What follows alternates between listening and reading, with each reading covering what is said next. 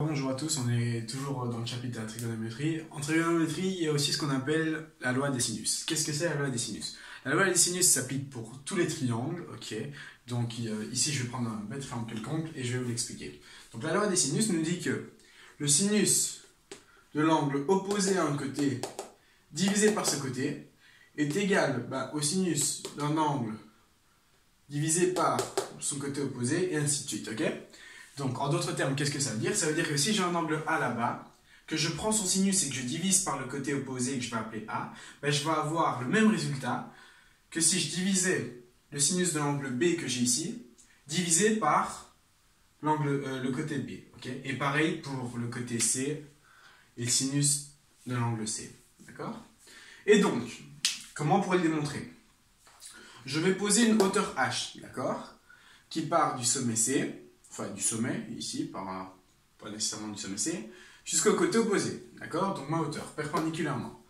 Et donc, avec ça, j'ai des triangles rectangles, et je vais pouvoir définir le sinus de l'angle B et de l'angle A, d'accord? Le sinus de l'angle B, sinus c'est O sur H, ok? Donc O, c'est H, donc ma hauteur ici, divisé par l'hypoténuse, donc divisé par A. Donc j'ai sinus de B qui est égal à H sur A. Et donc on peut en déduire que H, c'est A fois le sinus de B. Donc mon divisé par A, il devient fois de l'autre côté, et du coup j'ai H qui est égal à A fois le sin de B. Pour le sinus de A, j'ai aussi O sur H. O, l'opposé de l'angle, c'est encore H, d'accord? Et mon hypoténuse c'est B. Du coup j'ai sinus de A qui est égal à H sur B. Je fais de même, je passe mon divisé par B de l'autre côté, il devient fois B, ok? Du coup j'ai H qui est égal à B fois le sin de A. J'ai deux égalités qui sont égales à H. Ça veut dire que ces deux égalités sont égales entre elles. D'accord? Donc, j'ai H qui est égal à A fois le sin de B, qui est égal à B fois le sin de A. Je fais passer mon A. Ok? Ici, c'est un fois. Je fais passer de l'autre côté, je divise en A. Et je fais passer mon B de l'autre côté, je divise en B. J'obtiens cette partie-ci, dans un premier temps, que le sin de A, donc, divisé par A, est égal au sin de B, divisé par B que je passe de l'autre côté. D'accord? Et donc, j'ai cette égalité-ci, ok? Mais je peux refaire exactement tout le même cheminement avec l'angle B et l'angle C, d'accord? Et je vais obtenir le même résultat.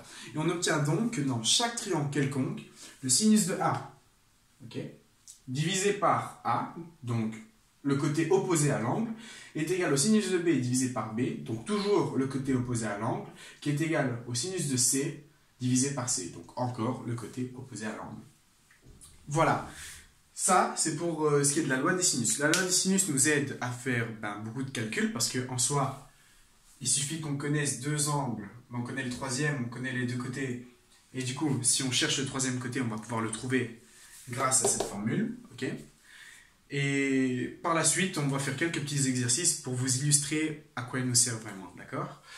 Dans la prochaine vidéo, je vais parler de la loi des cosinus. Ça va être un peu plus compliqué, mais en soi, il faut les connaître et je pense que c'est dans votre capacité. Voilà.